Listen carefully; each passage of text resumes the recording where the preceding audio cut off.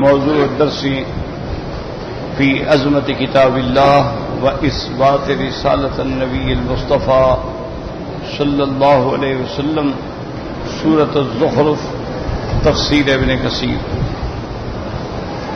الحمد لله رب العالمين والصلاة والسلام على أشرف الأنبياء وسيد المرسلين سيدنا محمد وعلى آله وأصحابه أجمعين. اللهم صل على سيدنا محمد وعلى آل سيدنا محمد كما صليت على إبراهيم وعلى آل إبراهيم في العالمين إنك حميد مجيد. أعوذ بالله من الشيطان الرجيم. بسم الله الرحمن الرحيم. حاميم والكتاب المبين إنا جعلناه قرآنا عربيا لعلكم تعقلون وإنه في أم الكتاب لدينا لعلي حكيم. أفنضرب عنكم الذكر صفحا أن كنتم قوما مسرفين وكم أرسلنا من نبي في الأولين وما يأتيهم من نبي إلا كانوا به يستهزئون فأهلكنا أشد منهم بطشا ومضى مثل الأولين. اللہ تبارک و تعالی نے کلام مقدس کی ان آیات مبارکہ میں جو سورۃ الزخرف کی آیات ہیں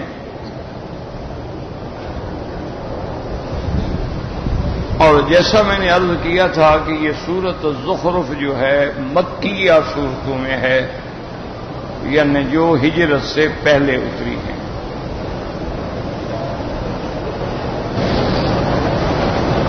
اور اسی طرح حروف مقطعات کے بارے میں، یعنی اللہ نے سورتوں میں قرآن میں جتنے حروف مقطعات ہیں، کبھی ایک حرف ہیں، کبھی دو ہیں، کبھی تین ہیں، ان کے بارے میں بس ایک بات یاد رکھیں کہ ان کی حقیقت کا علم جو ہے وہ اللہ بس.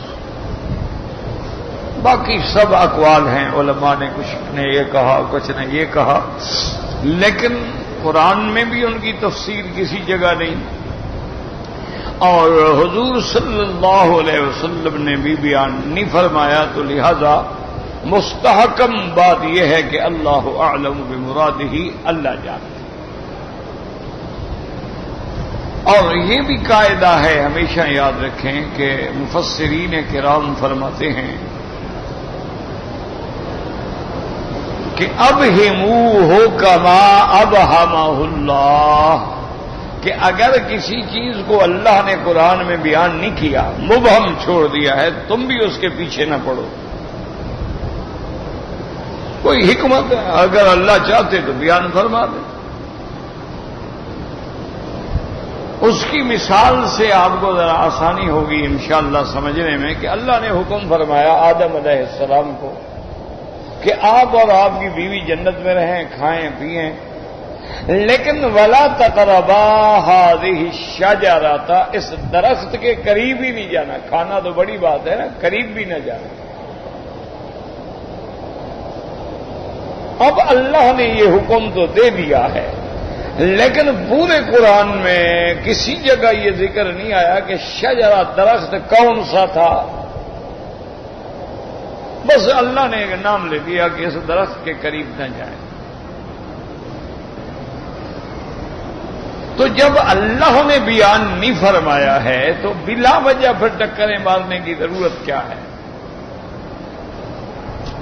جیسے ہمارے ہاں عام طور پہ جاہل قسم کے لوگ جو ہیں وہ کہہ دیتے ہیں کہ جی گندم کا دانہ حضرت آدم نے کھایا تھا اور اس وجہ سے آپ کو اترنا پڑا، یہ جہالت کی بات، کیونکہ یہ تو ایک ادنا آدمی بھی جانتا ہے کہ گندم کے کھیت تو ہوتے ہیں، درخت تو نہیں ہوتے۔ اللہ نے تو درخت سے منع فرمایا، تو گندم کہاں لگ گئی درخت پر؟ اگر بس لوگوں میں جھوٹ ہے چل پڑا ہے، بس یہ آدم نے گندم دانہ کھایا اور گندم دانہ کھایا، گندم دانہ کھایا، حالانکہ وہ 101% جھوٹ ہے۔ اور کبھی گندم کے درخت نہیں ہوتے اللہ کے بندے، گندم کے کھیت ہوتے ہیں۔ اسی طرح پہ اللہ تبارک و تعالی نے قرآن مبارک میں کئی ایسے مقامات ہیں، جیسے اصحاب کہف کے بارے میں اللہ نے بڑی تفصیل سے بیان فرمایا ہے، یعنی پوری سورۃ الکہف ہے ان کے نام پر۔ کہف کا معنی ہوتا ہے پہاڑوں میں غار، لیکن اللہ نے یہ بیان نہیں فرمایا کہ وہ کون نوجوان تھے جنہوں نے غار میں پناہ لی، بس اتنا ذکر کیا ذَهَبَ الْفِتْيَةُ إِلَى الْكَهْفِ، کہ جب چند نوجوانوں نے پناہ لی غار میں، کون نوجوان، کیا نام تھا، کہاں سے آئے تھے، کیا حسب تھا، قرآن نے بیان ہی نہیں۔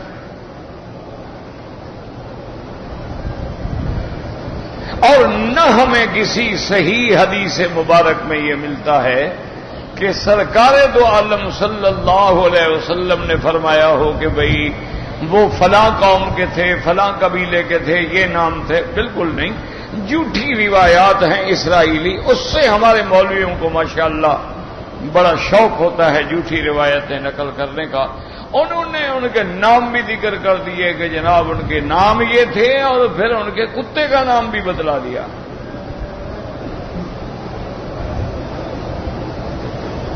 اور لوگوں نے ماشاءاللہ اب تو ان کے ناموں سے ایک تعویذ بھی بنا دیا کہ اصحاب کہف کے نام لکھ کر جس بندے پر جن ہو اس کو دکھاؤ تو جن حاضر ہو جاتا ہے۔ اللہ، یعنی موسیٰ علیہ السلام کا نام دکھلاؤ تو حاضر نہیں ہوتا، پیغمبروں کا نام دکھلاؤ تو جن حاضر نہیں ہوتا۔ ان کی شان کوئی نبیوں سے بھی بڑھ گئی تھی، بس ایک رواج ہے، چل پڑا ہے، چل رہا ہے، آ رہا ہے۔ بھائی جب اللہ نے بیان نہیں کیا ہے تو ہم کہاں سے اور کیوں اور تلاش کریں تو کیوں تلاش کریں؟ ایک واقعہ ہے کہ چند نوجوانوں نے توحید کے مسئلے پر بادشاہ سے بغاوت کی، بادشاہ نے قتل کا ارادہ کیا، ملک چھوڑا، غار میں جا کے پناہ لے لی، اللہ نے ان پہ نیند مسلط فرما دی، 309 سال تک وہ سوتے رہے۔ ایک واقعہ ہے، جتنا قرآن نے بیان کیا وہ ٹھیک ہے۔ ہمیں اس تحقیق میں پڑھنے کی ضرورت کیا ہے؟ بہت ساری چیزیں ہیں قرآن۔ وَأَوْحَيْنَا إِلَىٰ أُمِّ مُوسَىٰ أَنِ ارْضِعِيهِ فَإِذَا خِفْتِ إِلَيْهِ فَأَلْقِيهِ فِي الْيَمِّ، اللہ نے فرمایا ہم نے موسیٰ علیہ السلام کی اماں کی طرف وحی فرمائی، لیکن قرآن نے نام نہیں لیا کہ موسیٰ علیہ السلام کی اماں کا نام کیا تھا۔ موسیٰ، بس بات ختم ہو گئی۔ اسی طرح آگے موجود ہے کہ حضرت موسیٰ کی اماں نے اپنی بیٹی سے کہا کہ بیٹی جا کے پتہ تو کرو موسیٰ علیہ السلام کے بارے میں، ہم نے تو اللہ کے حکم پہ صندوق دریا میں ڈال دی، تو کیا وہ صندوق کسی نے پکڑ لی؟ نہیں پکڑی، صندوق کہیں دور چلی گئی، پتہ تو کرو۔ اذ قالت لأخته قصيه فبصرت به عن جنب وهم لا يشعرون، آپ نے ان کی موسیٰ علیہ السلام کی بہن سے فرمایا نام کیا ہے؟ اللہ عالم۔ اب وہ بیچاری دریا کے کنارے چلتے چلتے چلتے آگے آئی، پھر نہر لے لی، اور لوگوں میں سنا بڑی چیمگوئیاں ہو رہی ہیں کہ صندوق پکڑی گئی، صندوق پکڑی گئی، اس میں بچہ ہے۔ فَبَصُرَتْ بِهِ عَنْ جُنُبٍ وَهُمْ لا يشعرون۔ اب چلتے چلتے فرعون کے محل میں پہنچی، موسیٰ علیہ السلام کو اٹھا کے کھڑے ہیں، بھائی کو پہچان لیا اور دیدہ نظروں سے دیکھا کہ ان کو پتہ بھی نہ چل جائے کہ میں موسیٰ علیہ السلام کی بہن ہوں۔ تسلی بھی ہو گئی کہ الحمدللہ بھائی زندہ ہے۔ تو اللہ نے نام نہیں لیا،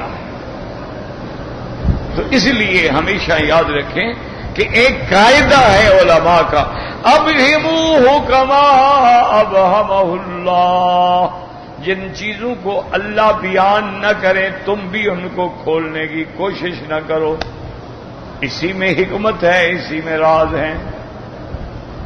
یہ آج کل رواج ہوتا ہے کہ بعض لوگ اسرائیلی روایات یا وہب بن منبہ کی روایات یا کعب الاحبار کی روایات یا سابقہ کتب یہودیہ کی روایات کو لے کے لوگوں کو بتلاتے ہیں۔ لوگ کہتے ہیں ماشاءاللہ دیکھو جی یہ مولوی تو کوئی بڑا علم والا ہے، آج تک کسی نے نام نہیں بتایا، یہ وہ گندم کا دانہ ڈھونڈ کے لے آیا ہے، معلوم ہوتا ہے کسی نے کاشت کیا تھا جنت میں۔ یہ حالانکہ جہالت کی دلیل ہوتی ہے، یہ علم کی دلیل نہیں ہوتی۔ یاد اللہ چاہتے نام لے لیتے، اللہ کے آگے کیا مشکل تھا؟ اللہ نے یوسف علیہ السلام کے بھائیوں کا نام نہیں لیا، بس جا اخوت یوسف فدخلوا علیہ، یوسف کے بھائی بس کون تھے، کیا نام تھا، کیا ضرورت ہے اس بات کی؟ تو اسی لیے ہمیشہ یاد رکھیں کہ ان حروف کا بھی اللہ نے معنی بیان نہیں فرمایا، تو اسی میں حکمت ہے۔ جس چیز کو اللہ بند کرتے ہیں اس کے بند کرنے میں حکمت ہے، اور اللہ کھول دیں اس کے کھولنے میں حکمت ہے۔ تو لہذا یہ جتنے حروف ہیں، حامیم ہیں یا قاف ہے، صاد ہے، اللہ اعلم بمرادہ، بس۔ اب دوسرا مسئلہ جو میں کل عرض کر رہا تھا کہ اللہ نے یہاں قسم کھائی ہے،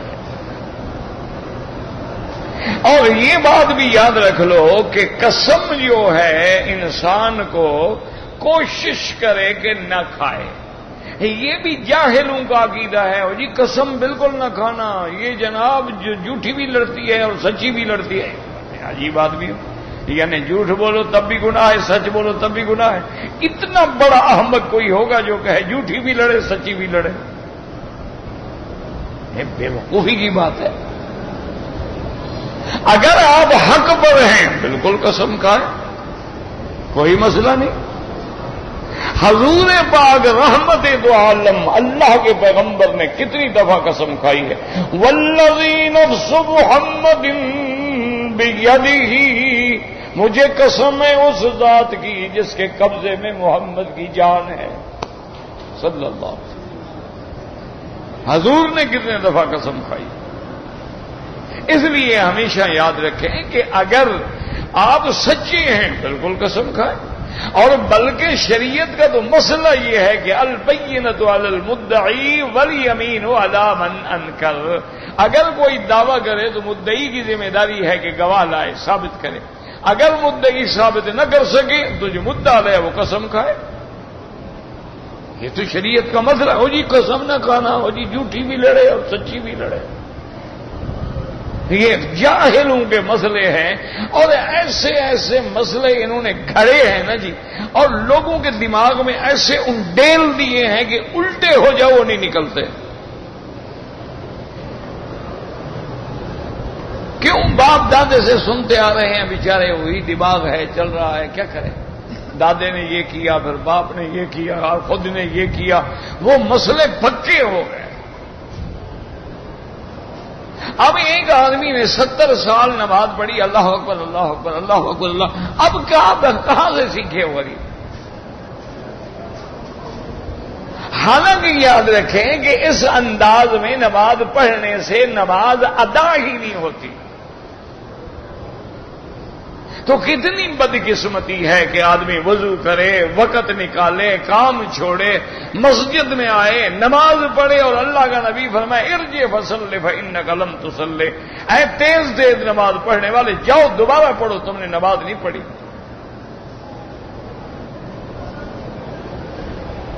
اچھا بھی نماز سیکھنی ہے، 5 دفعہ امام کے پیچھے نماز پڑھتے ہو، کیوں نہیں سیکھتے ہو؟ بھائی نماز سیکھنا جو ہے تو 5 دفعہ تو کم از کم امام نماز پڑھا رہے ہیں نا، تو پتہ ہے کہ کیسے وہ رکوع کرتے ہیں، کتنی دیر رکوع کے بعد کھڑے ہوتے ہیں، کتنی دیر سجدے میں لگاتے ہیں، کتنی دیر سجدے کے بعد بیٹھتے ہیں، یہی سیکھ لو۔ اچھا امام کے ساتھ پڑھ لیں گے، سلام پھیر کے پھر اپنی جو شروع کریں گے، ٹھک ٹھک شروع ہو جائے گی، ایسے معلوم ہوگا کہ پتھر اکھاڑنا چاہتا ہے۔ انا للہ و انا الیہ۔ 1000 دفعہ ان کو سمجھایا جاتا ہے کہ بھائی یہ طواف کی جگہ جو ہے یہ طائفین کا حق ہے، اللہ نے قرآن میں طواف والوں کو مقدم ذکر فرمایا نماز پڑھنے والوں سے، لہذا تم نے فرض پڑھ لیے، طواف بند ہے، جب سلام پھیر لو ہٹ جاؤ، اپنی جگہ پہ جا کے نماز پڑھو، وہیں کھڑے ہو جائیں گے اللہ اکبر۔ جب تم راستہ بند کر دو گے لوگ کہاں سے گزریں گے؟ وہی صفے بنا کے کھڑے ہو جائیں۔ صبح ان کو شوق ہوتا ہے کہ جناب ہم اگلی صفوں میں نماز پڑھ رہے ہیں، اور آگے جناب 10 منٹ پہلے صفے بنا کے سارا مطاف رک گیا، عورتیں پس رہی ہیں، طواف والے رک رہے ہیں، حاجی بیٹھا کھڑا ہے، مجال ہے جو ستون ہلے حاجی نہیں ہلے گا۔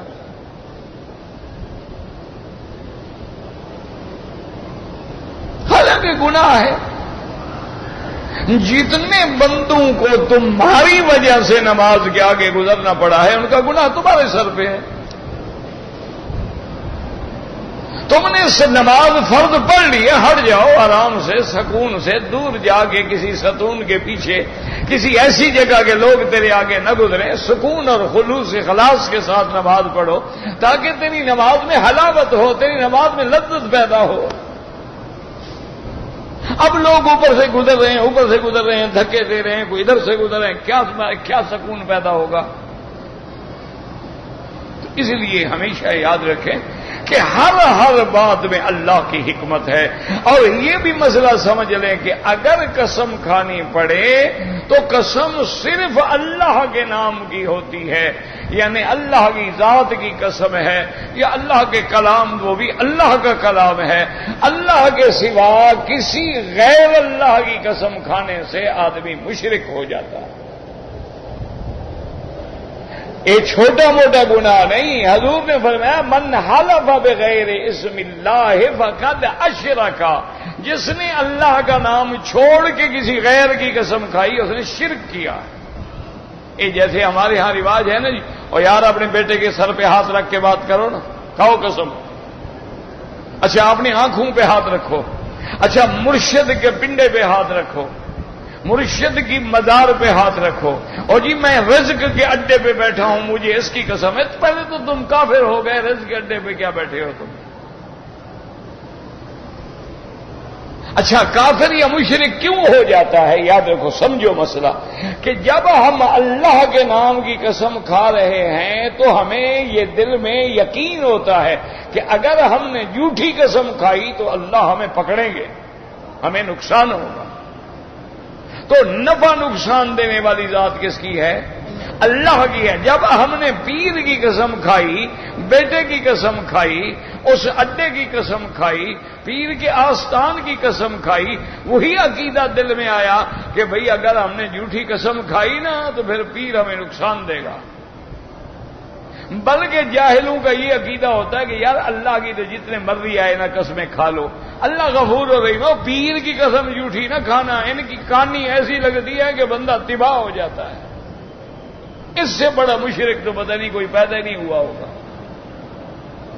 تو اس لیے ہمیشہ یاد رکھیں قسم نہ کھائیں، قسم کھانی پڑے تو واللہ مجھے اللہ کی قسم ہے، بس نہیں مانتا اگلا نہ مانے۔ اور اسی طرح ایک اور مسئلہ بھی سمجھ لیں، یہ غلط بات ہے کہ جھوٹی قسم کھاؤ تو کفارہ ادا کرو، بالکل غلط بات ہے، لوگوں نے غلط مسئلے گھڑے ہوئے ہیں۔ جھوٹی قسم کا اتنا وبال ہے کہ اللہ کی طرف سے عذاب ہوگا، اس کا کوئی کفارہ نہیں، توبہ کرو۔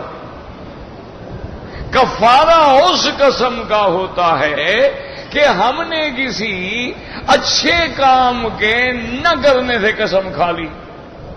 مثلا بھائی سے ناراضگی ہو گئی، جھگڑا ہو گیا، قسم کھا لی جی مجھے اللہ کی قسم ہے بھائی صاحب میں تیرے گھر آئندہ نہیں آؤں گا. تو حالانکہ یہ تو اچھی بات ہے، بھائی کے پاس جانا چاہیے. یہ کیا مانا ہے کہ بھائی کے پاس نہیں جاؤں گا؟ صلہ رحمی کا اللہ نے ہمیں حکم دیا ہے، لیکن وہ قسم کھا رہا ہے کہ جی اللہ کی قسم بھائی میں تیرے گھر نہیں آؤں گا. اب اسلام کہتا ہے، شریعت کہتی ہے کہ ایسی قسم کو توڑ دو، بھائی کے گھر جاؤ اور قسم کا کفارہ ادا کر دو. یہ ہوتا ہے کفارہ. یہ مانا تھوڑا ہے جھوٹی قسم کھا لو اور پھر کفارہ دے دو. اور اس کی باقاعدہ حدیث میں مثال موجود ہے کہ سیدنا ابی بکر رضی اللہ تعالی عنہ آپ کو ایک دن رات میں حضور کی مجلس میں دیر ہو گئی، آپ کافی لیٹ اپنے گھر پہنچے، گھر میں مہمان تھے.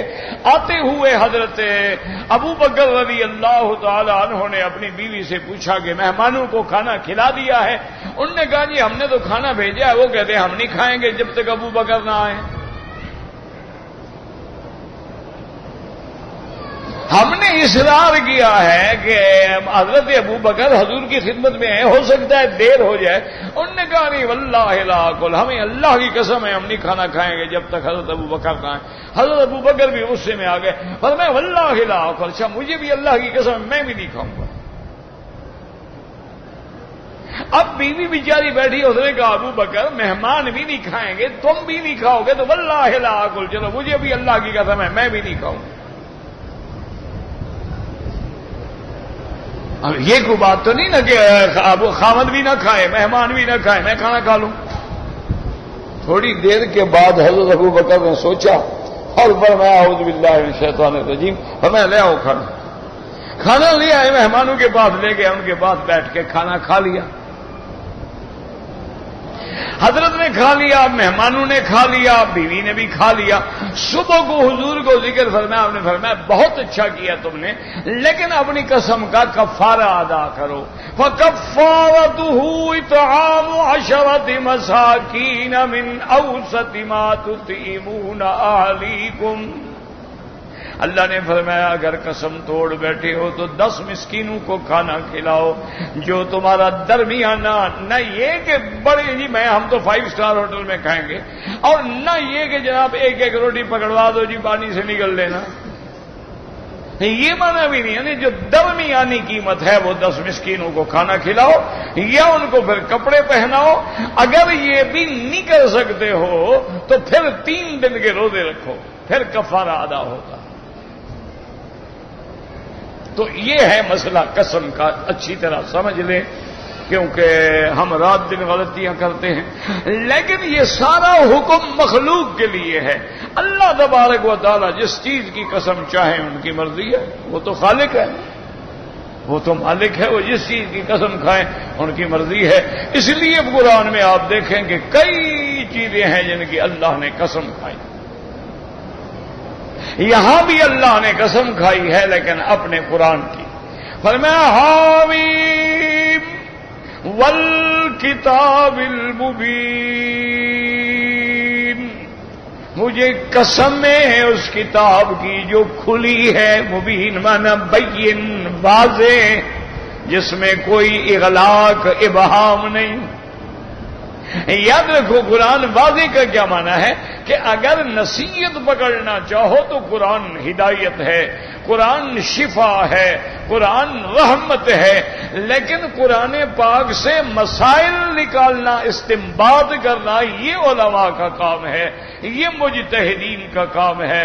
یہ ایسا کام نہیں ہے کہ ہر آدمی 2 جماعتیں پڑھ کے قرآن کی تفسیروں پہ حکم کرنے جاری شروع کر دے اور یا یہ کہے کہ جی میں نے یہ سمجھا ہے اور میں نے یہ سمجھا ہے. میں نے کا کیا مانا ہے؟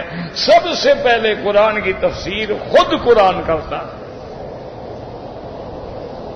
ایک بات یاد رکھو، سب سے پہلے قرآن میں جو حکم آتا ہے اس کی تفسیر دوسری جگہ موجود ہوتی ہے. اب دیکھیں مثلا آپ سورۃ فاتحہ پڑھتے ہیں، صراط الذین انعمت علیہم غیر المغضوب علیہم ولا الضالین.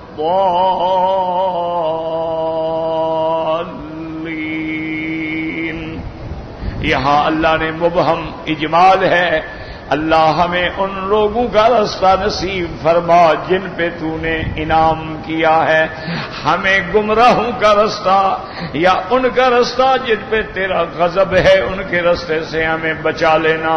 تو اب اللہ نے فرمایا، مختصر ہے، صراط الذین انعمت علیہم، جن پہ تیرا انعام ہے وہ کون ہے؟ یہاں ہے نا، اللہ ہمیں وہ راستہ دکھا جن لوگوں پہ تیرا انعام ہے۔ اچھا وہ انعام والے لوگ کون ہیں؟ دوسری جگہ قرآن نے بتا دیا، اولئک مع الذین انعم اللہ علیہم من النبیین والصدیقین والشہداء والصالحین وحسن اولئک رفیقا۔ اللہ نے بتلا دیا کہ جن پہ ہم نے انعام کیا ہے، پہلا مقام تو انبیاء کا ہے، اس کے بعد صدیقین ہیں، اس کے بعد شہداء ہیں، اس کے بعد اللہ کے صالحین مقربین بندے ہیں۔ اب قرآن نے وہاں جو اجمال تھا یہاں خود تفسیر بیان فرما دی۔ اس لیے ہمیشہ یاد رکھو، قرآن اپنی تفسیر خود بیان کرتا ہے، القرآن یفسر بعضہ بعضا، کہ قرآن ایک جگہ آیت میں اجمال ہے تو دوسری جگہ تفصیل ہے، ایک جگہ ابہام ہے تو دوسری جگہ بیان ہے، ایک جگہ اختصار ہے تو دوسری جگہ اس کی زیادہ سے زیادہ تفصیل بیان کی گئی ہے۔ تو قرآن کی خود تفسیر، یا قرآن کی تفسیر ہوگی کیسے؟ قرآن کی تفسیر ہوگی بیان محمد مصطفیٰ صلی اللہ علیہ وسلم، یعنی اگر قرآن کی تفسیر یا تو قرآن خود کرے گا یا پھر محمد رسول اللہ فرمائیں گے، کیونکہ حضور کو قرآن بھی اللہ نے پڑھایا، قرآن بھی اللہ نے آپ کے سینے میں جمایا، اور پھر قرآن کی تفسیر بھی اللہ نے پڑھائی۔ ہمیشہ یاد رکھیں، یہ نہیں ہوتا کہ ہم قرآن کے معنی خود کرتے پھریں۔ اللہ نے فرما دیا تھا، میرے محبوب آپ تو زبان مبارک بھی نہ ہلائیں، بس آپ سنتے رہیں، ان علینا جمعہ وقرآنہ فاذا قرأناہ فاتبع قرآنہ ثم ان علینا بیانا۔ میرا مدنی اس کو جمع کر کے آپ کے سینے میں رکھنا بھی ہماری ذمہ داری ہے، اور اس کو سمجھانا، پڑھانا، بیان کرنا یہ بھی ہماری ذمہ داری ہے۔ تو اس لیے ہمیشہ یاد رکھیں، قرآن کی تفسیر کرے گا یا قرآن کی اجمال ہیں تو حدیث محمد مصطفیٰ تفسیر کرے گی۔ اب دیکھیں نا، قرآن کہتے ہیں نماز قائم کرو، اب نماز کیسے قائم کریں؟ مغرب کی کتنی رکعتیں ہیں، عشاء کی کتنی رکعتیں ہیں، فجر کی کتنی رکعتیں ہیں، سنتیں کتنی ہیں، یہ کون سمجھائے گا؟ یہ میرے مدنی پاک نے نمازیں پڑھ کے دکھلا دیا، نمونہ بنا کے دکھلا دیا، بھئی اس طرح نماز پڑھو۔ تو اب قرآن کی تفسیر آ گئی، حضور کے عمل۔ اچھا اسی طرح پھر یہ ہوتا ہے کہ ہمیں حدیث پاک میں بھی تفسیر نہیں ملی، تو اب ہم دیکھیں گے اصحاب محمد مصطفیٰ کو کہ انہوں نے قرآن حضور سے خود پڑھا ہے، خود سنا ہے، حضور کی صحبت نصیب ہوئی ہے، ان کو پتا ہے کہ یہ آیت کب اتری تھی، کیوں اتری تھی، اور کس قصے میں اتری تھی۔ اب دیکھیں، یا ایھا النبی لم تحرم ما احل اللہ، اللہ نے فرمایا میرے نبی آپ نے وہ چیزیں کیوں حرام کی ہیں جس کو میں نے حلال کیا ہے۔ تو اب ہمیں تو پتہ نہیں کیا چیز حرام کی، اب ہم مجبور ہیں کہ صحابہ سے پوچھیں گے بھئی یہ کیا واقعہ آیا تھا۔ تو اب صحابہ نے وہاں دو واقعات بیان کیے، ایک بی بی زینب کے گھر میں شہد کی شربت پینے کا، اور ایک بی بی ماریہ قبطیہ کے واقعہ بی بی حفصہ کے گھر بلانے کا۔ تو صحابہ نے دو واقعات بیان کیے، پھر ہم نے نظر ڈالی کہ زیادہ صحابہ، جلیل القدر صحابہ جو قریب ہیں حضور کے، جن کا آنا جانا ہے، جیسے حضرت ابو بکر کی بیٹی حضور کے گھر میں ہے، حضرت عمر کی بیٹی حضور کے گھر میں ہے، حضرت معاویہ کی بہن حضور کے گھر میں ہے، ابو سفیان کی بیٹی حضور کے گھر میں ہے، پھر ان لوگوں سے ہمیں زیادہ جلدی پتہ لگے گا کیونکہ وہ تو قریب گھر کے لوگ ہیں نا۔ یہ معنی نہیں ہوتا کہ قرآن پاک کو کوئی آدمی صرف زبان سمجھتے ہوئے یا عربی سمجھتے ہوئے مسائل کا استنباط کر لی، غلط بات ہے۔ مسائل کا استنباط ہمیشہ مجتہد کرتا ہے، اور مجتہد وہ ہوتے ہیں جن میں اجتہاد کی شرائط پائی جائیں۔ یہ نہیں ہوتا ہے کہ جو آدمی ایک ہلدی دے کے حکیم بن جائے کہ جو آئے بیمار آیا بس ہلدی دیتے رہو بس حکیم بن جاؤ گے، اور کیا ہو جائے گا؟ یہ نہیں ہوتا۔ اس لیے اب دیکھیں کہ یہاں قرآن نے کیا کہا ہے، حامیم والکتاب المبین۔ یاد رکھو وا قسمیہ ہے، اللہ نے قسم کہی، مجھے قسم ہے اس کتاب کی جو کھلی ہے واضح۔ اللہ وہ کتاب کون سی ہے؟ آگے آپ دیکھیں خود تفسیر موجود ہے کہ نہیں، انا انزلناہ قرآنا، انا انزلناہ قرآنا عربیا لعلکم تعقلون۔ اب ہمیں سمجھ آ گیا کہ اس کتاب سے مراد جو ہے وہ قرآن ہے، ورنہ کتاب سے مراد لوح محفوظ بھی موجود ہے۔ وَإِنَّهُ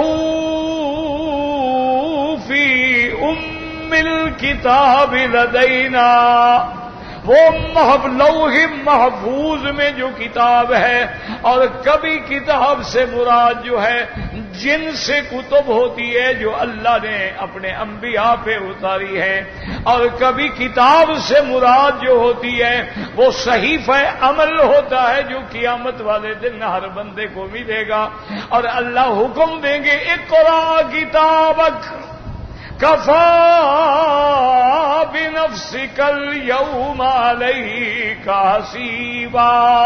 اللہ حکم دیں گے میرے بندے اب اپنی کتاب، اپنے نامہ عمل کو خود پڑھو، خود پڑھ کے دیکھو کہ تم نے کیا کیا کیا۔ اللہ اکبر۔ اور جب ظالم پڑھیں گے، کتاب کھولیں گے تو چیخ پڑیں گے، ما لہذا الکتاب لا یغادر صغیرۃ ولا کبیرۃ الا احصاها۔ اب جب پڑھیں گے ہائے ایسی کتاب، ایسی کتاب کہ اس میں تو ہمارا ہر چھوٹا بڑا مسئلہ لکھا ہوا ہے، جو ہم نے چھوٹا گناہ کیا، بڑا گناہ کیا، ساری لسٹ موجود ہے، اس نے تو کوئی چیز چھوڑی ہی نہیں۔ اسی طرح اس کو بھی کتاب کہتے۔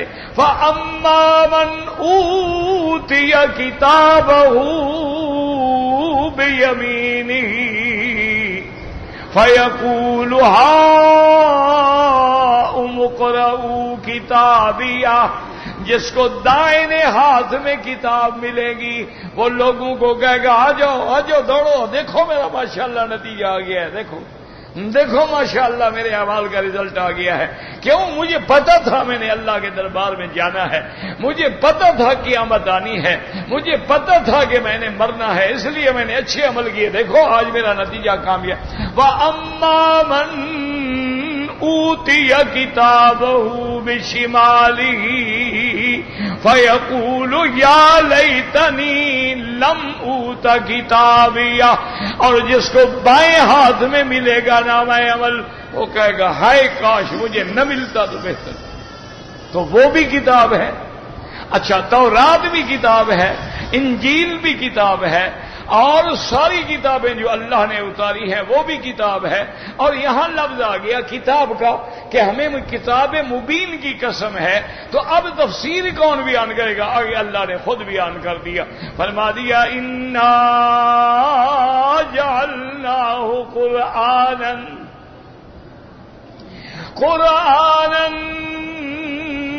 عربیا لعلکم تعقلون۔ اللہ نے فرمایا ہم نے قرآن کو عربی، اور عربی فصیح عربی تو کئی قسم کی عربی ہے نا۔ اب آپ دیکھیں نا، مثلا آپ جو حجاز میں عربی بولی جاتی ہے، نجد میں عربی بولی جاتی ہے، یمن میں عربی بولی جاتی ہے، شام میں عربی بولی جاتی ہے، سیریا میں عربی بولی جاتی ہے، جزائر میں عربی بولی جاتی ہے، لیکن ہر علاقے کی عربی زبان کا فرق ہے، وہاں کی بولی آپ سمجھ نہیں سکیں چاہے آپ عربی ہوں۔ لیکن اللہ نے فرمایا کہ نہیں، ہم نے ایسی عربی میں اتارا ہے جو لغت فصاحہ ہے، لغت قریش ہے، جس پر فصاحت کا مدار ہے، اس میں ہم نے قرآن کو اتارا۔ اور یہ بھی ساتھ سمجھ لیں کہ قرآن کے علاوہ جتنی اللہ نے کتابیں اتاری ہیں کوئی کتاب عربی میں نہیں ہے۔ ایک بات یاد رکھ لیں، جتنی پہلی کتابیں ہیں تورات، اور یہ تو مشہور 4 کتابیں ہیں نا، یاد رکھیں مشہور کتابیں 4 ہیں، تورات، انجیل، زبور، قرآن، یہ 4 نا، 4 کتابیں تھوڑی ہیں۔ اللہ نے 123 کتابیں اتاری ہیں، لیکن مشہور جو ہیں جن کو نام ملا ہے وہ 4 کتابیں ہیں۔ یہ اللہ کی قدرت ہے۔ دیکھیں لاکھوں صحابہ ہیں، لیکن جو عظمت ملی، جو شان ملا ہے وہ 4 صحابہ ہیں، ابو بکر ہے، عمر ہے، عثمان ہے، علی ہے۔ یہ اللہ کی نوازنا ہے، جس کو چاہے نواز دیں۔ دنیا میں ائمہ فقہا سینکڑوں گزرے ہیں، ائمہ محدثین سینکڑوں گزرے ہیں، ائمہ مجتہدین سینکڑوں گزرے ہیں، لیکن اللہ نے جو 4 اماموں کو عزت بخشی ہے، پھر 5واں پیدا ہی نہیں ہوا۔ امام ابو حنیفہ ہے، امام شافعی ہے، امام مالک ہے، امام احمد ابن حنبل ہیں، رحمہم اللہ تعالی علیہم اجمعین۔ اچھا پیدا کیوں نہیں ہوا؟ اس لیے یہ نہیں کہ ان کے بعد کوئی امام بھی نہیں، معنی یہ ہے کہ ان ائمہ اربعہ نے اپنی فقہ کو، اپنے متون کو، اپنے تفاصیل کو، اپنے مسائل کو، اپنے اجتہادات کو مدون کر کے، مرتب کر کے امت کے سامنے رکھ دیا ہے۔ کوئی مسئلہ باقی ہے ہی نہیں کہ اب کوئی 5واں امام پیدا ہونے کی کوشش کریں۔ ہر چیز موجود ہے، تو جب ہر چیز موجود ہو پھر اور مزہ۔ لیکن اب بخاری شریف لکھی ہوئی، اب اور کوئی بخاری شریف لکھنی شروع کر دے، کیا مانا؟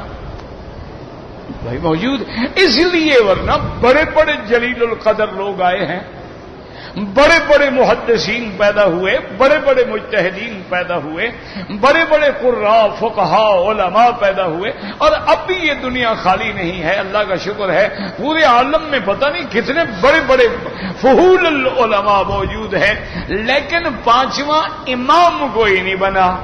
وجہ کیا تھی کہ ان 4 ائمہ نے اپنی فقہ کو قرآن و سنت کی روشنی میں اتنا مرتب کر دیا، مدون کر دیا، سہل کر دیا، آسان کر دیا ہے کہ جب بھی کوئی مسئلہ دیکھنا ہو بس کتاب کھولنے کی دیر ہے۔ یعنی آپ حیران ہوں گے کہ 7 لاکھ کے قریب مسئلہ تو صرف فقہ حنفی میں مرتب موجود ہے، 7 لاکھ۔ اچھا اب انٹرنیٹ آ گیا، یہ تو کوئی عجیب چیز ہے نا، یعنی زحمت کی بھی حد ہے اور رحمت کی بھی حد ہے۔ اسی انٹرنیٹ پہ آپ بیٹھ جائیں، الفقہ علی المذاہب الاربع، ائمہ اربعہ کی پوری فقہ موجود ہے، شیطان کے بھی پورے علم موجود ہیں۔ اب یہ تمہاری مرضی ہے، تم علوم رحمانی دیکھنا چاہو یا تم علوم شیطانی دیکھنا چاہو۔ یعنی اللہ تبارک و تعالی جزائے خیر دے ان لوگوں کو، پوری فقہ علی المذاہب الاربع، پورا سیاستہ، پورا علم المیراث، سارا ماشاءاللہ انٹرنیٹ پہ آ گیا ہے، اور تقریباً 25,000 کتاب جو ہے وہ فیڈ ہو چکی ہے۔ یعنی 1 سیکنڈ لگتا ہے میرے پاس دیکھنا ہو نا، تو بس ذرا کلک کرو، لکھو اور 2 منٹ کے بعد جواب لو۔ کوئی مسئلہ آپ نے دیکھنا ہو، دیکھ مثلا طواف ہے، طواف لکھ کے بس کلک کرو، دیکھو 1 منٹ میں سارا آ جائے گا طواف کیا ہوتا ہے، صفا مروا کیا ہے، بس لکھو ذرا اور بیٹھ جاؤ۔ تو اس لیے ہمیشہ یاد رکھیں کہ اللہ تبارک و تعالی نے جو ان 4 ائمہ کو عزت دے دی ہے کسی اور کو نہیں ملی ہے، اس کی مرضی ہے۔ تو اس لیے اللہ نے، اور ساری کتابیں جتنی گزری ہیں یاد رکھو یا عبرانی میں تھیں یا سریانی میں تھیں، پہلی کتابیں جتنی تھیں نا وہ عبرانی زبان میں تھیں یا سریانی زبان میں تھیں۔ اول من تکلم بالعربیہ، سب سے پہلے انبیاء میں عربی بولنے والے حضرت اسماعیل ہیں، سب سے پہلے عربی بولنے والے۔ اچھا وہ بھی کیوں کہ یہاں قبیلے آباد تھے نا جو یمن سے آئے ہوئے تھے قبائل، ان کی وجہ سے حضرت نے عربی سیکھی۔ اور پھر لغت فصحا جو ہے وہ قریش کی ہے. اسی لیے ایک دن حضرت ابو بکر رضی اللہ تعالیٰ عنہ نے عرض کیا، انہوں نے کہا یا رسول اللہ صلی اللہ علیہ وسلم عجیب بات ہے، کبھی کبھی آپ عربی کا ایسا لفظ بولتے ہیں کہ ہمیں سمجھ نہیں آتا، ہم حالانکہ عربی ہیں. تو حضور پاک نے فرمایا ابو بکر تمہیں پتا ہے ولدت بمکہ تھا وربیت بنو سعد، میں مکے میں پیدا ہوا اور بنو سعد قبیلے میں میری تربیت ہوئی ہے. اگر میری زبان فصاحت و بلاغت کی انتہا کو نہیں چھوئے گی تو پھر کس کی زبان چھوئے گی؟ اسی لیے بتائیں عرب لوگ اپنے بچوں کو کیوں بھیجتے تھے دیہات میں؟ یہ عرب میں عادت تھی کہ بچہ پیدا ہوا نا فوراً بچے دائی لے گئی. اس کی وجہ کیا تھی؟ دو وجہ تھی. ایک تو شہر کی فضا، ہوا، غذا خالص نہیں ہوتی، ہر قسم کے لوگ آتے ہیں نا. اچھا دیہات میں ٹھیک ہے. دوسری بات یہ ہوتی ہے کہ جب یہاں لوگ زیادہ آئیں گے تو زبان بھی گڑبڑ ہو جائے گی نا. اب دیکھیں آپ کبھی کبھی آپ یہ بورڈ پڑھا کریں نا، اب عربی میں بھئی ٹویوٹا کمپنی ہے، انگلش لفظ ہے. اب ٹویوٹا کی کیا عربی کرنی تھی؟ ٹویوٹا کی کوئی عربی ہو سکتی، کہہ دیتے بھی شرکت سیارات ہے، موٹروں کی کمپنی ہے. نہیں، انہوں نے ٹویوٹا کو کیا کیا؟ تویوتا بنا دیا. اس کو عربی بنانے لگے تو کیا بن گیا وہ؟ تویوتا. اچھا بھٹو قبیلہ ہے، خاندان ہے، تو اب بھٹو کو عربی کیا کریں گے؟ کہتے ہیں بوتو، وہ بوتو بن گیا. تو اس لیے جو ہے نا شہر میں زبانیں بگڑتی ہیں. جیسے اب آپ کبھی آئیں گے نا ہوٹل پہ تو وہ کہیں گے شکشوکا. شکشوکا کون سی عربی ہے؟ تو اس طرح کئی الفاظ ہیں جو بگڑ جاتے ہیں. کوئی شام کے مل گیا، کوئی سیریا کے مل گیا، کوئی حجاز کے مل گیا، کوئی نجد کے مل گیا، وہ مل کے گڑبڑ ہو گئے. اچھا کہیں گے اگلک، حالانکہ اگلک بھی کوئی لفظ ہے یار. اگلک کیا گاف ہوتا ہے عربی میں؟ عربی میں تو گاف کا وجود ہی نہیں. اصل لفظ تھا اقول لکا، اس کو مختصر کیا تو کیا بن گیا؟ اگلک. اچھا لفظ تھا یا ولد کا یا واد؟ واد کیا؟ واد کون سا لفظ ہے بھائی؟ لفظ ہے ولد، ولد کو بگاڑ کے واد کہہ دیا. تو اس لیے جب قبائل میں جاتے تھے نا بچے تو خالص عربی، غذا بھی خالص، لسان بھی خالص. تو اس لیے حضور نے فرمایا ابو بکر میں مکے میں پیدا ہوا، بنو سعد میں میں نے تربیت لی ہے، پھر میری زبان فصیح نہیں ہوگی تو کس کی زبان فصیح ہوگی؟ حضور افصح العرب تھے، حضور پر فصاحت قربان تھی، بلاغت قربان تھی. میرے آقا جب بات فرماتے تھے نا تو موتی زبان سے جھڑتے تھے صلی اللہ علیہ وعلی آلہ واصحابہ وسلم. واللہ اعلم.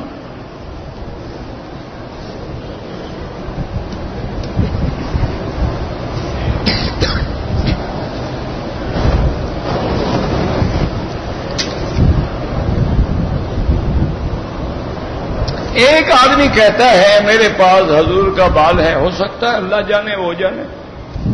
اب اس میں یعنی مجھ سے کیا پوچھتے ہیں آپ؟ مجھے کیا پتا؟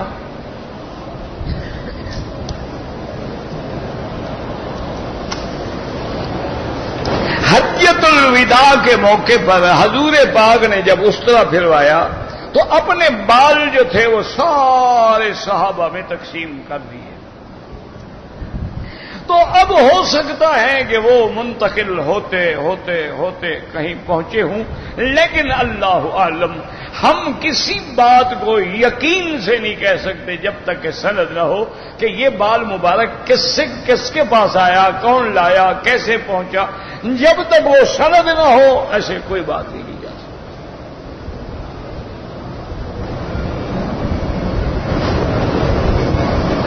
کہتے جی کہ ایک کتاب ہے اس کا نام منزل رکھا ہوا ہے، اس میں مختلف صورتیں ہیں پڑھی جاتی ہیں. اور یار قرآن کی صورتیں ہیں نا، اگر قرآن کی صورتیں پڑھنے دو تم ان کو، قرآن ہی پڑھ رہا ہے نا. چھوٹی چھوٹی باتوں میں نا مسئلہ رکھا کرو. بات یہ ہے کہ جو چیز پڑھ رہا ہے وہ صحیح ہے یا غلط ہے. اب دیکھیں درود شریف پڑھنے کا حکم اللہ نے ہمیں قرآن میں دیا ہے کہ میرے نبی پاک پہ درود بھی پڑھو، سلام بھی پڑھو. صلو علیہ وسلموا تسلیما. اللہ نے جو ہمیں درود سکھایا اس میں دونوں باتیں آ گئی. اللہم صلی علی محمد وعلی آل محمد، یہ درود آ گیا. السلام علیکم ایھا النبی ورحمۃ اللہ وبرکاتہ، اس میں سلام آ گیا. اچھا، بعض درود میں بھی دونوں لفظ ہیں. اللہم صلی علی سیدنا محمد وعلی آل سیدنا محمد وبارک وسلم، اس میں سلام بھی آ گیا، درود بھی آ گیا. اچھا، اب یہ ہے کہ درود پڑھنے کا حکم موجود ہے. اب اللہ تمہیں توفیق دے، 1000 ایک آدمی ہے 10,000 پڑھتا ہے، ایک آدمی ہے 20,000 پڑھو، جتنا پڑھ سکتا ہے پڑھو، کیوں نہ پڑھے؟ کیوں؟ درود پڑھنے کا جب حکم موجود ہے وہ چیز بدعت ہوتی ہے جس کا حکم ہی نہیں، نہ قرآن میں، نہ حدیث میں، نہ اجماع میں. جب حکم موجود ہے پڑھو جتنا مرضی ہے. ہمارے اپنے استاد تھے، میرے شیخ تھے ماشاءاللہ، ہم تو خود حیران ہوتے تھے کہ 10 پارے قرآن کی منزل بھی پڑھتے تھے اور 1,00,000 دفعہ درود شریف بھی پڑھتے تھے، اور ہمیں بھی پڑھاتے تھے. پتہ نہیں کیسے ان کے وقت میں اللہ برکت ڈال دیتے تھے. ہم تو خود حیران ہوتے تھے کہ بوڑھے آدمی ہیں، سبق بھی پڑھا رہے ہیں، پھر منزل بھی اپنی 10 پارے پوری کر رہے ہیں، اور اس کے بعد درود شریف بھی 1,00,000 دفعہ پورا پڑھ رہے ہیں. اور پھر یہ نہیں کہ ایک دفعہ، ساری زندگی کا معمول ہے. بڑھاپا آ گیا، جب بیمار ہو جاتے تھے مجبوری ہے. تو میرا بھائی یہ قرآن ہے، پڑھو، 1,00,000 دفعہ پڑھو. اگر فجر کی نماز آپ کی رہ گئی، آپ نے 9 یا 10 بجے نماز قضا پڑھ لی، بس ٹھیک ہے، قضا پڑھ لی. انسان ہے، جب نماز رہ جائے، جب اٹھو یاد آئے فوراً قضا کرو. نماز تسبیح اگر کوئی پڑھے تو کوئی حرج نہیں، حدیث ہے، ضعیف ہے. لیکن فضائل اعمال میں تمام محدثین ضعیف حدیثوں پر عمل کرتے ہیں، یاد رکھو.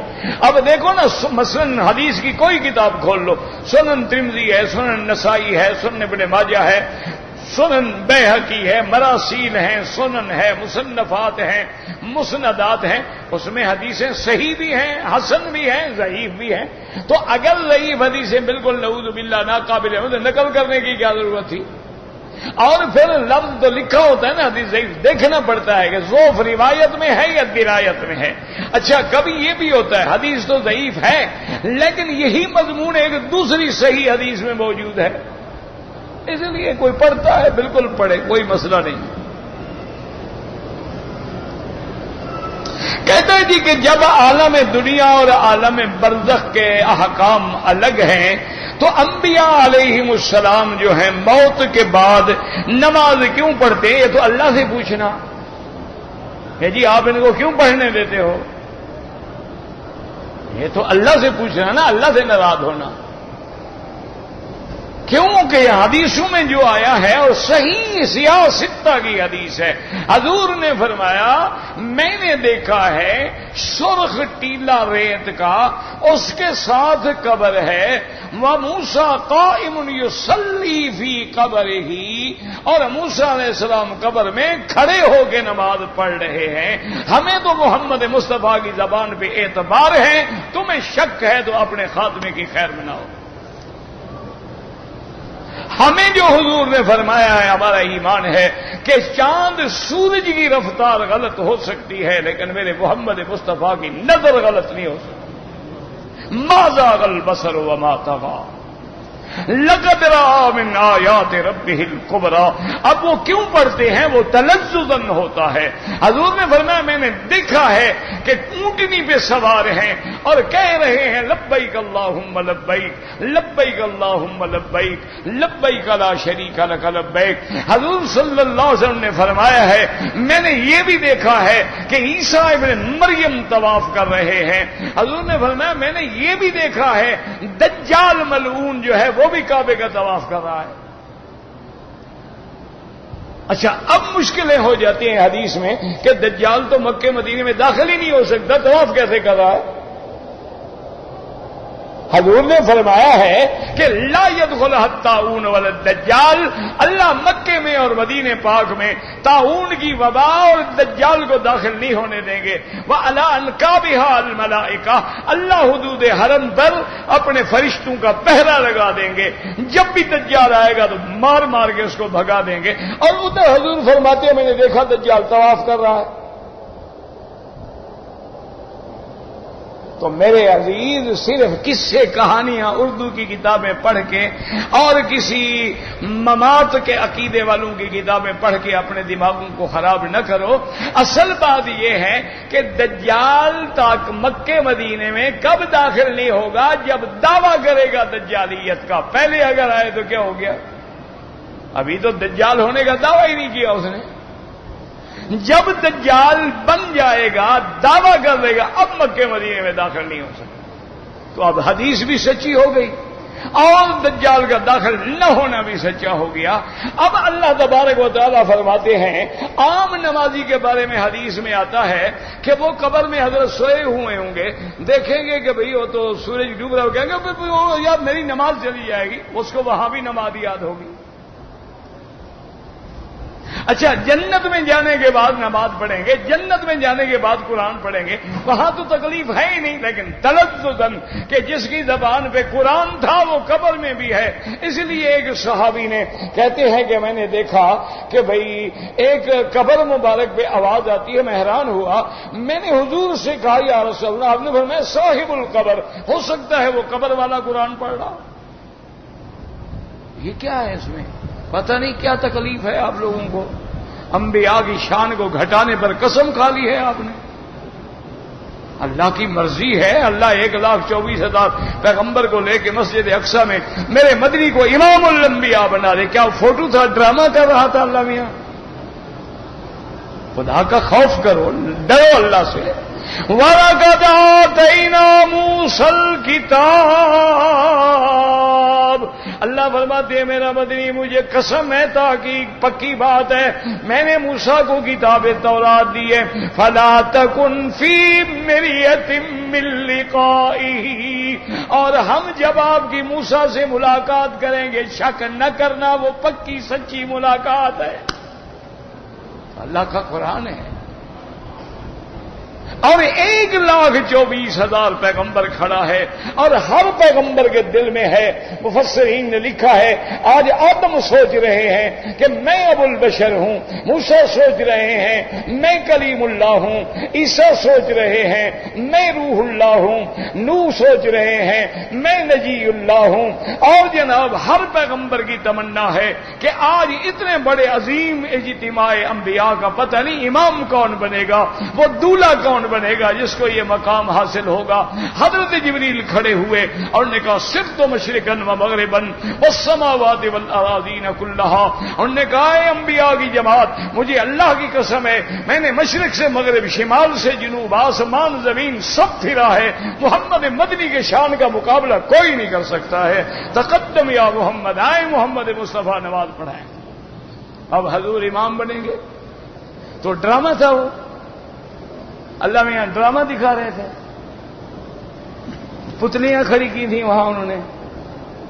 خدا کا خوف کرو، ہر پیغمبر کی ملاقات ہو رہی ہے نبی سے، اور حضرت موسیٰ تو بار بار کہہ رہے ہیں کہ یا رسول اللہ تیری امت نمازیں نہیں پڑھے گی، پھر جائیں اللہ سے معافی مانگیں۔ یہ ڈرامہ تھا، اللہ کا خوف کرو۔ پتہ نہیں کیا ضد ہو گئی ہے ان لوگوں کو۔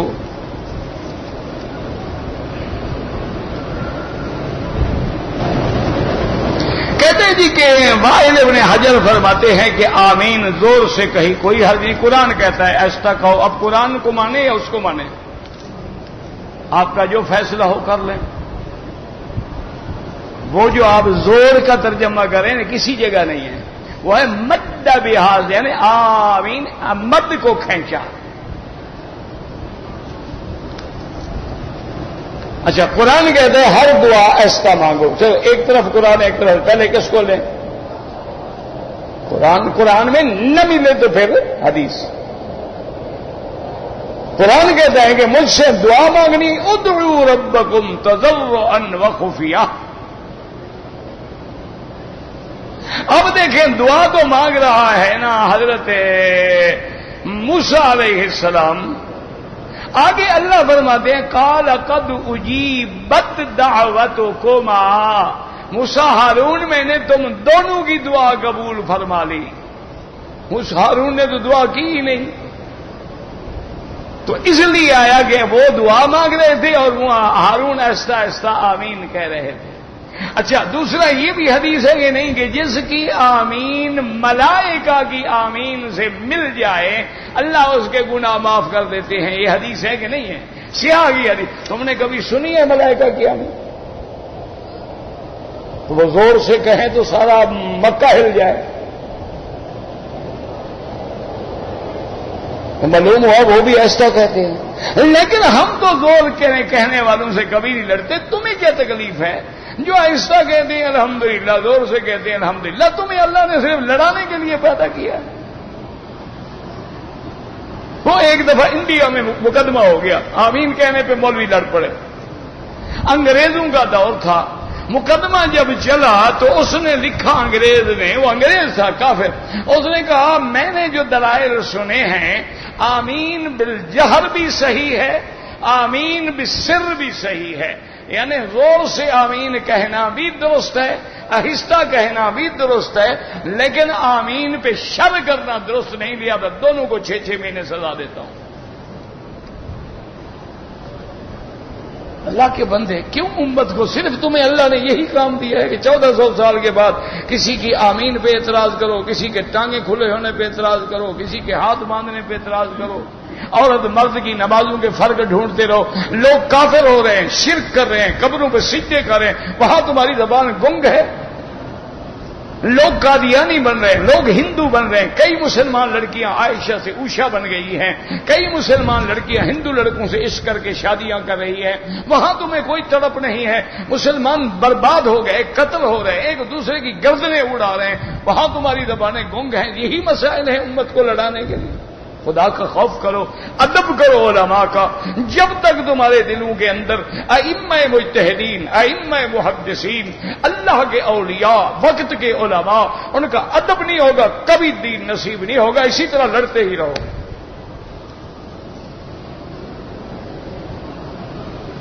حضور پاک جمعہ کی نماز کے لیے سنتوں کا وقت دیتے تھے، آپ بتلا دیں کہ نہیں دیتے تھے؟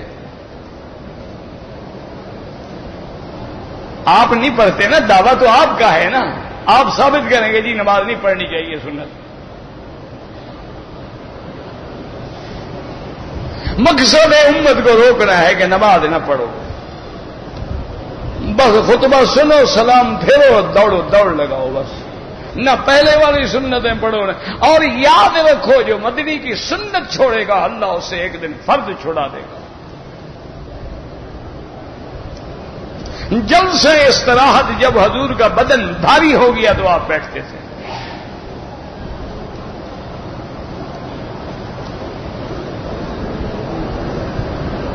یہ اس بات نفی ہے، اشہد ان لا الہ الا اللہ۔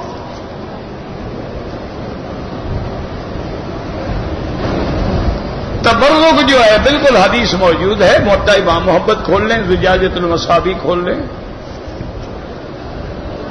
میرے سسر فوت ہو گئے، اللہ سب کو رحمتیں فرمائے، مقلد ہو گئے۔ مقلد وہ ہوتا ہے جو امام کی قول، امام کا فتویٰ بغیر دلیل طلب کیے ہوئے مان لے۔ نماز کی نیت جو ہے دل میں ہوتی ہے، ہر مسئلہ جو ہے انما الاعمال بالنیات، اور مقام النیت القلب، دل ہو، زبان سے استحضار ہوتا ہے، جیسے حضور نے فرمایا لبیک بعمرۃ وحجۃ، زبان سے فرمایا نا، تو استحضار ہوتا ہے۔ اچھا کبھی کبھی زبان سے ضروری ہے۔ اچھا ایک مسئلہ ان سے پوچھنا ہے، ان کو جو تکلیف ہے نا، ان سے پوچھیں کہ ایک آدمی اگر دل میں زبان نہ ہلا ایجاب قبول کر لے، نکاح ہو جائے گا یا قبل تو کہنا پڑے گا؟ وہ تو زبان ہلانی نہیں، دل میں کہنا ہے نا، پھر اس طرح تو میرے خیال میں پھر آپ کسی ان سے پوچھیں، ہم تو مفتی ہیں نہیں، ہم تو وہی طالب ہیں۔ خدا کے بندے اصل مقام دل ہے. کیا مانا؟ اب ہم عشاء کے لیے کھڑے ہیں، یہ نیت ہے. اب کوئی ضروری نہیں کہ ہم کہیں 4 رکعت نماز اور وقت فلان اور پیچھے اس امام کے، کوئی ضرورت نہیں. عشاء کے لیے کھڑے ہیں، اللہ اکبر، بس نیت ہے تو کھڑے ہیں نا.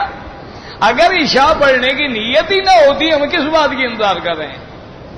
وہ تو استحضار ہے کہ انسان کبھی غفلت کے مرے ہوئے لوگ ہوتے ہیں، ان کو یاد ہی نہیں ہوتا کہ مغرب پڑھا ہوں عشاء پڑھا ہوں، تو چلو زبان سے بھی دوہرا لیں.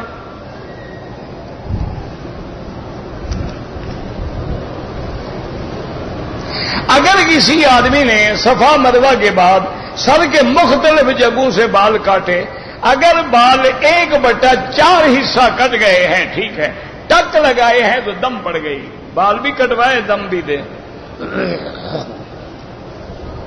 اذ الاغلال فی اعناقہم، قیامت والے دن اغلال جو ہیں وہ دشمنوں کی، کافروں کی گردنوں میں ہوں گے. اور پھر یہ مسئلہ ہے کیا گردن تھوڑی آخری کفا کا حصہ ہے یا نہیں ہے؟ اچھا، حضرت ابو ہریرہ جو یہاں تک وضو فرماتے تھے، اس کے بارے میں مجھے بتائیں وہ زیادہ کیوں کرتے تھے؟ نبی کے مخالف تھے؟ جو اس کا جواب ہو وہ گردن کے مسے کا جواب ہے کہ اگر وہاں زیادتی کرنا جائز ہے تو پھر یہاں بھی جائز ہے.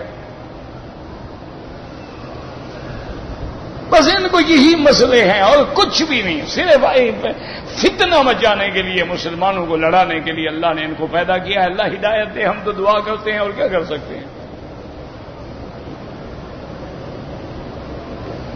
حضور پاک کا لباس، حضور ہمیشہ چادر باندھتے تھے، اوپر کرتا مبارک باندھتے تھے، سر پہ ٹوپی اور ٹوپی پہ امامہ مبارک، اور سفید لباس پسند فرماتے تھے.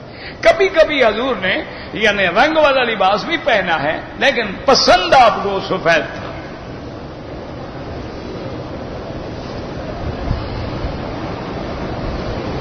بہت سے لوگ موبائل کمپنی کو 100 ریال دیتے ہیں، مجھے نہیں پتا کیا طریقہ کار ہے.